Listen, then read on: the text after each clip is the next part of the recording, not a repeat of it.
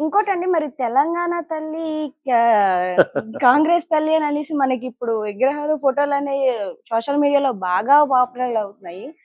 తెలంగాణ తల్లి హ్మ్. చక్కటి ఫోటో. హ్మ్. ఏదో వాళ్ళ కుడి చేసి తీసి నా పొర చెయ్యి అన్నట్టు హ్మ్. వాళ్ళు గత ప్రభుత్వం చేసిన దాన్ని మార్చాలి అని ఒక చిల్లర ఆలోచన తప్పితే ఏదో హ్మ్. టీఎస్ అని టీజీ అని మార్చారు. ఏంటమ్మా టీఎస్, టీజీ మార్చడం ద్వారా రాష్ట్రానికి జరిగిన ప్రయోజనం ఏంటి? హ్మ్. ఏదో పిచ్చి వాళ్ళన్నారు మనం మార్చాలి. ఈ హ్మ్.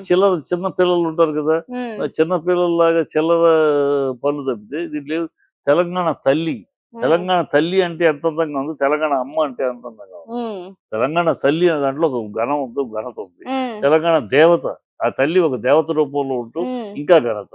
అమ్మ అనేది అమ్మల కన్నా మాయమ్మ దేవత. దేవత ఆశీర్వాదాలు ఇచ్చే దేవత హ్మ్. కాదు, మాత్రమే కాదు, వరాలిచ్చే దేవత. నా తెలంగాణ తల్లి వరాలిచ్చే దేవత. హ్మ్. కేవలం ప్రేమ మాత్రం పంచే అమ్మ కాదు. అమ్మల కన్నా మాయమ్మ నా దేవత. హ్మ్. దాని రూపం అది. ఆ మాత్రం విజ్ఞత లేదు, విచక్షణ లేదు వాళ్ళకి. బుద్ధి హ్మ్. లేకుండా నా తల్లి సుందర స్వరూపమై కనపడాలి. సమ్మోహన శక్తిగా కనపడాలి. హ్మ్. ఆహ్, అన్ని రంగాల వర్గాల వాళ్ళని తన హక్కున చేర్చుకున్న తల్లిగా కనపడాలి. సువర్ణ సు సువర్ణాంకితమైన రూపంలో ఉండాలి. నా తల్లి ఐశ్వర్యవంతురాలుగా కనపడాలి. నా తల్లి అది ఆ తల్లి తెలంగాణ తల్లి. నా తెలంగాణ తల్లి బీదగాను, పేదగాను కనపడితే గొప్ప. హ్మ్. అది ఈ దానికోసం ప్రజలు హ్మ్. నా తల్లి ఎందుకు తల్లి అని అలా చక్కగా కాకతీయ తోరణం లేదు. ఆ! బతుకమ్మ పండగ సింబల్ లేదు. హ్మ్.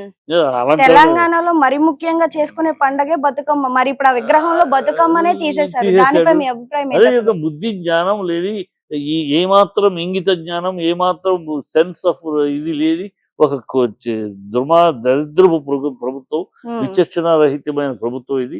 కనుక ఇలాంటి దౌర్భాగ్య పనులు తల్లికి, అమ్మకి తేడా తెలీదు. హ్మ్. దేవతకి, అమ్మకి తేడా తెలీదు. ఈళ్ళు ఇందిరమ్మ, సోనియా అమ్మ అని అమ్మ, అమ్మ అని జపం చేసి, ఆ అమ్మల కాళ్ళ దగ్గర పడి బతికినోళ్ళు గనక వీళ్ళకి అమ్మ అనేది గొప్ప మాట. హ్మ్. దేవత అంతకన్నా గొప్ప మాట. తల్లి అనే పదం అంతకన్నా గౌరవమైన పదం. అది వీళ్ళకి ఎక్కదు. కనుక హ్మ్. వీళ్ళు అమ్మ, అమ్మ సోనియమ్మ, ఇందిరమ్మ, సోనియమ్మ, ఇందిరమ్మ. ఆ కాళ్ళు దగ్గర పడి కాళ్ళు పిసికి బతికిన బతుకుతున్న బాపతు కదా! వీళ్ళకి అంతే. వీళ్ళ హ్మ్. జ్ఞానం అంతే. వీళ్ళ స్థాయి అంతే. వీళ్ళ సంస్కారం అంతే. అంటే పదవిలోకొచ్చే ముందు మేము కేసీఆర్ చేసిన దానికన్నా మేము రాష్ట్రాన్ని తీర్చిదిద్దుతాము, మార్చుతాము అని అన్నారు. అంటే ఈ విధంగా ఇది ఇది మార్చుతున్నారని అంటారా మీ ఇదే. ఉద్దేశంలో? ఇది వాళ్ళ మార్పు అంటే ఇది. హ్మ్. మార్పు కోసం ఓటేయంటే మార్పు కోసం హ్మ్. టీఎస్‌ని టీజీ అని మారుస్తాము. హ్మ్. ఈ తెలంగాణ గీతం 12 12 ఇయుంటే చరణాలుంటే ఆహ్, బు బు నా ఏది కూడా 4, 5 చరణాలు మించి ఉంటే ఏ హ్మ్. పాట కూడా ప్రజల్లోకెళ్ళదు. హ్మ్. చదువు కూడా 16 చరణాలు, 12 చరణాలుంటే ఎవరు చదువుతాడు? అంటే నీలాంటి నాలాంటి చదవచ్చు. జనరల్ పబ్లిక్ పామర్లకి జనగణమన చిన్నోడు కానీ చదువుకున్నోడు అందరూ పాడతారెందుకు? హ్మ్. అది కరెక్ట్‌గా షార్ట్ అండ్ స్వీట్. అవును. సో, అందరూ పాడతారు. అలా ఉండాలి జాతీయ గీతం ఎప్పుడైనా సరే. తక్కువలో ఉంటే అందరి మైండ్‌లో స్థిరంగా ఉంటది. అది హ్మ్. వదిలేసి వాళ్ళు 4 చరణాలే ఓకే చేశారు. హ్మ్. కనుక మనం 26 చరణాలయితే 12 చరణాలు చేస్తారని వాళ్ళు చేసి అదే ఎరంజేయదీసి పొరచి అని వాళ్ళు హ్మ్. చేసిన ప్రతిదాన్ని మనం వ్యతిరేకించడం, వాళ్ళు చేసిన ప్రతిదాన్ని మనం తప్పు తిప్పికొట్టడం అనేదే రాజకీయం అనుకుంటున్నారు. హ్మ్. అదే ప్రజాపాలన అనుకుంటున్నారు. హ్మ్. అది బుద్ధిహీనత, సంస్కారహీనత, దౌర్భాగ్య పాలన. హ్మ్. ఇంకోటి సార్ మీకు కాంగ్రెస్ పార్టీకి చిన్న చిన్న విభేదాలేవో ఉన్నాయి. వాళ్ళకి మీకు మనస్పర్ధలు ఉండడం వల్ల ప్రతీదీ మీరు వ్యతిరేకించి మాట్లాడతారు అనే వార్తలైతే వినిపిస్తున్నాయి. ఇది వాస్తవమే అంటారా నిజానికి? నేను నిర్ద్వంద్వంగా కాంగ్రెస్‌ని వ్యతిరేకిస్తానమ్మా. హ్మ్. దాంట్లో ఎందుకని? ఎందుకు చెప్తా. హ్మ్. నేను ఎందుకు వ్యతిరేకిస్తాను అంటే, నేను ఇవాళ కాదు. నేను హ్మ్. స్టూడెంట్ డేస్ నుంచి కాంగ్రెస్‌ని వ్యతిరేకించే స్టూడెంట్ లీడర్‌గా నిలబడ్డాను. హ్మ్. కాంగ్రెస్ ఎందుకు వ్యతిరేకిస్తానంటే, ఈ దేశాన్ని కొల్లగొట్టినందుకు కాదు. ఈ హ్మ్. దేశాన్ని దోచుకున్నందుకు కాదు. నా దేశ సంస్కారాన్ని, నా దేశ వ్యక్తిత్వాన్ని నాశనం చేసింది కాంగ్రెస్. ఈ హ్మ్. కాంగ్రెస్ నా దేశ వ్యక్తిత్వాన్ని భ్రష్టు పట్టించింది నాకు ఈ కాంగ్రెస్. అన్ని రంగాల్లోనూ అవినీతిని జొప్పించింది. హ్మ్. నా దే భరత్ మాతాకి జై అనమంటే అది నేను అనను అని అంటే అలాంటి సన్నాసులను కూడా అండ నిలగొచ్చింది ఈ కాంగ్రెస్. నా ముస్లిం సోదరులకి మక్కా వెళ్ళడానికి డబ్బులు ఇచ్చిన ఈ కాంగ్రెస్, క్రిస్టియన్ సోదరులు జెరూసలేంకి వెళ్ళడానికి డబ్బులు ఇస్తున్న ఈ కాంగ్రెస్, నా హిందూ సోదరులు అత్యధిక జనాభా అయిన హిందూ సోదరులు కాశీకి వెళ్తానంటే డబ్బులు పెట్టబడి 10,000 ఎదురు కట్టమని చెప్తుంది ఈ కాంగ్రెస్. ఇలాగూ మైనారిటీ మైనారిటీ అప్పీస్మెంట్ చేస్తూ ఓట్ల కోసం ఈ దేశంలో ఈ మత విద్వేషాలకు కారకుడైంది కాంగ్రెస్. ఈ నా దేశానికి యుఎన్ఐలో సీట్ ఇస్తా ఉంటే వద్దు, చైనాకి ఇవ్వండి, చైనాకి దారదత్తం చేసిన నెహ్రూ ఈ కాంగ్రెస్.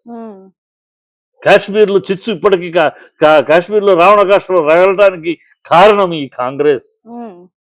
నా దేశంలో అన్ని రకాల అనర్థాలకి, నా దేశంలో అన్ని రకాల అఘాయిత్యాలకి, నా దేశంలో అన్ని రకాల వ్యవస్థలు భ్రష్టుపడటానికి ఈ కారణం కాంగ్రెస్.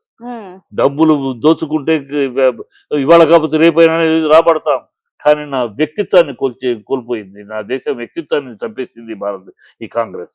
నా దేశ వ్యక్తిత్వాన్ని, ఎస్ నేను భారతీయుణ్ణి అని ఘనంగా చెప్పుకునే వాయిస్ లేకుండా చేసి ఇవాళ కదా ఆ కాంగ్రెస్ భూస్థాపితం అయినా కదా ఇవాళ నేను ఇండియన్ గౌరవంగా చెప్పగలుగుతాం. అందుకని కాంగ్రెస్ ఈ దేశాభిమానులు కాదు. కాంగ్రెస్ దొంగ గాంధీలు, దొంగ హిందువులు, దొంగ భారతీయులు.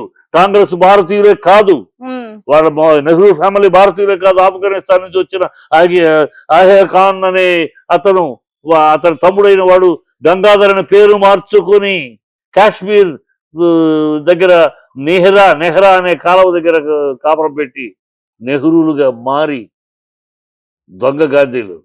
నెహ్రూ మోతీలాలకు పుట్టాడా? నెహ్రూ మోతీలాలకు పుట్ల.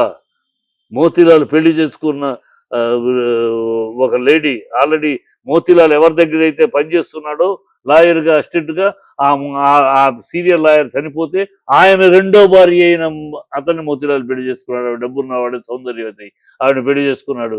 అప్పటికే ఆవిడకి నెహ్రూ ఉన్నాడు. మోతీలాల్ నెహ్రూ బిడ్డ కాదు, పెళ్లి చేసుకున్నాడు కదా, బిడ్డగా అంగీకరించాడు.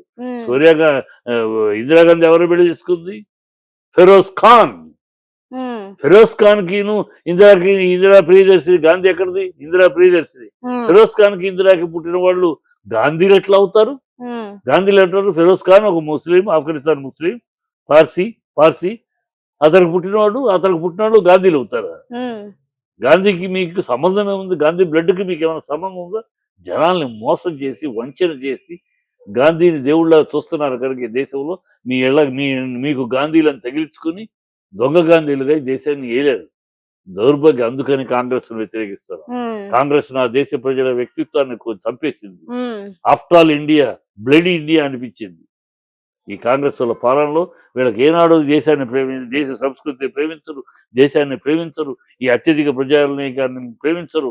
వీళ్ళు పాకిస్తాన్ గులాములు, చైనాకి సలాములు, వీళ్ళ బతుకులు అయ్యి. అందుకనే కాంగ్రెస్ వ్యతిరేకిస్తారు. నేటికి ఏనాటికి కాంగ్రెస్ ఏ విదేశీ బెనిసెంట్ తోటి ప్రారంభించబడింది, బెసెంట్ అనేతోటి ప్రారంభించబడిన పార్టీ, అదే విదేశీ తోటి చాప్టర్ క్లోజ్. అంటే వీళ్ళు భారతీయులకు పుట్టలేదు, వీళ్ళు భారతదేశానికి చెందిన వాళ్ళు కాదు, కాబట్టి భారతదేశాన్ని ఎలాగైనా నాశనం చేయాలని కంకణం కట్టుకున్నారని అంటారా? ఎస్, నాశనం చేయాలి. వీళ్ళకి భారతదేశం నాశనమైనా పర్వాలేదు, వీళ్ళు నాశనం చేయాలి పర్వాలేదు. అందుకనే వీళ్ళు దేశద్రోహులతో ఇవాళ చూడరాదు రాహుల్ గాంధీ. ఆ సిరోస్ అనేవాడు భారతదేశాన్ని వ్యతిరేకించే ఒక పెద్ద పారిశ్రామికత, పెద్దవాడు. ఒక 1000 కోట్లు పెట్టి ఇది నడుపుతున్నాడు, జర్నలిజం ఇది మీడియా నడుపుతున్నాడు. వాడు నిరంతరం భారతదేశం మీద విషయం కక్కుతూ ఉంటాడు, నిరంతరం ఆదాని మీద విషయం కక్కుతూ ఉంటాడు. వాడికి ఈ దేశం నుంచి ఒక పారిశ్రామికత ప్రపంచవ్యాప్తంగా ఎదగటం వాడికి నచ్చదు. ఈ భారతదేశం చైనాని దాటుకుని వెళ్ళడానికి వాడికి నచ్చదు. దౌర్భాగ్యులు. అలాంటి వాడిని పక్కన పెట్టుకుని జోడో యాత్ర తిరిగాడు రాహుల్ గాంధీ. ఈ దేశానికి ఎవరు ద్రోహులు, ఈ దేశాన్ని ఎవరు వంచిస్తారో, ఈ దేశానికి ఎవరు విషం కక్కుతారో వాళ్ళు రాహుల్ గాంధీకి మిత్రులు, కాంగ్రెస్ మిత్రులు. వీళ్ళని దేశ ద్రోహులు అనక ఏమనాలి, యాంటీ ఇండియన్స్ అనక ఏమనాలి? వీళ్ళు ఎందుకు అలా వస్తారు? వీళ్ళు ఇక్కడ పుట్టలా, ఈ గడ్డ మీద పుట్టలా. వీళ్ళ పూర్వీకులు, వీళ్ళ గడ్డం, వీళ్ళ బ్లడ్, వీళ్ళ గడ్డం ఈ భారతదేశాన్ని కాదు, ఆఫ్ఘనిస్తాన్ మూలం వీళ్ళది. వీళ్ళ అందుకనే నెహ్రూ తన మిడ్ నైట్ దీంట్లో రాశాడు, I'm by birth I'm Muslim, by passion I'm western, by accident I'm Hindu అన్నాడు. ఆయన నిజం ఒప్పుకున్నాడు. వీళ్ళ దౌర్భాగ్యులు, అత్యధిక మెజారిటీ ఉన్న హిందువుల మీద హిందువులు టెర్రరిస్ట్ అంటాడు, హిందూ దేవుళ్ళని అవమానిస్తాడు, శివుడు సిగరెట్ తాగినట్టు చూపిస్తాడు. ఏ బుద్ధి లేని అది సాగుతుంది మన దేశంలో. ఈ కాంగ్రెస్ వల్ల సాగింది అన్నారు, ఇప్పుడు ఆగింది కానీ సాగింది. 45 గంటలు తప్పుకుంటే పోలీసు తప్పుకుంటే, 24 గంటలు పోలీసు తప్పుకుంటే ఒక్క హిందువులు లేకుండా చేస్తాను ఓల్డ్ సిటీలో అని వాడు అసదుద్దీన్ అంటాడు. అది విని మనం ఊరుకుంటాం. ఇది మన దేశం. ఈ కాంగ్రెస్ చేసే దౌర్భాగ్యం వల్ల అలా తయారైంది. ఇవాళ కదా ఒకటి నోరు మూస్తున్నారు మోడీ వచ్చినాక. ఇవాళ ప్రౌడ్గా ఆమె ఇండియన్ చెప్పగలుగుతున్నాడు. మా చిన్న వయసులో చెప్పలేకపోయా proud India, bloody India, throw money, anything can be done అది అనేవారు ఫారినర్స్. డబ్బు ఇసిరేస్తే భారతదేశంలో ఎవరైనా చేస్తారు. ఇవాళ అనమనండి ఆ మాట. అది అందుకని I hate Congress, I hate for ever. చాలా చక్కగా చెప్పారు సార్. యాక్చువల్ గా మీరు చెప్పింది కూడా ఒక